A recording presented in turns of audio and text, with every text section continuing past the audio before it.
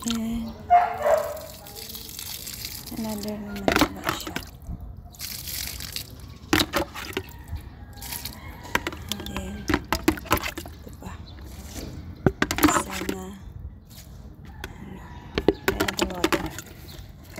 Busin na natin. Ayan. Saka meron pa yan. Yan, niligan pa natin yan. Kapatay.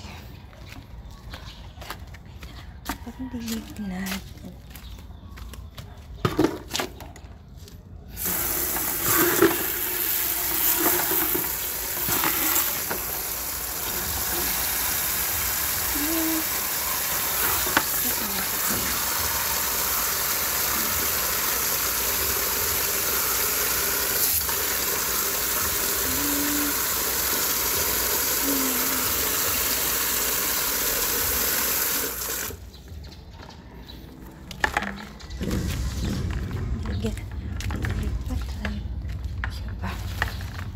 Dipin pa natin itong ating isang malunggay.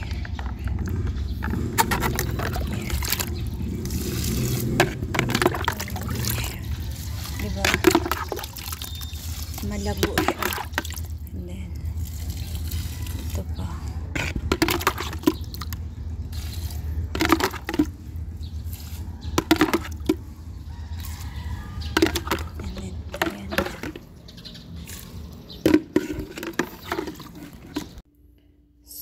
Tapos na tayo magdilig.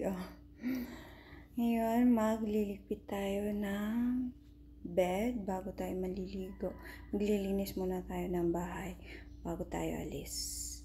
Kasi medyo maaga tayo ngayon aalis. Punta ako ng may pupunta na akong may tatransact ako. Then, so, punta tayo ng bangko. Another transaction sa bank. At saka magpapa credit update ako sa credit card ko. So, start na tayo ng mga gawaing bahay. Diba? Kasi gusto ko talaga pag umaalis ako ng bahay, medyo nakatupi na ako o naligpit kasi wala namang ibang gagawa. So, ako lang. Para pagdating ko is maayos yung bahay. Pagdating ko galing labas, tutulog na lang ako. Yung paggising, magla-live stream. Ganun.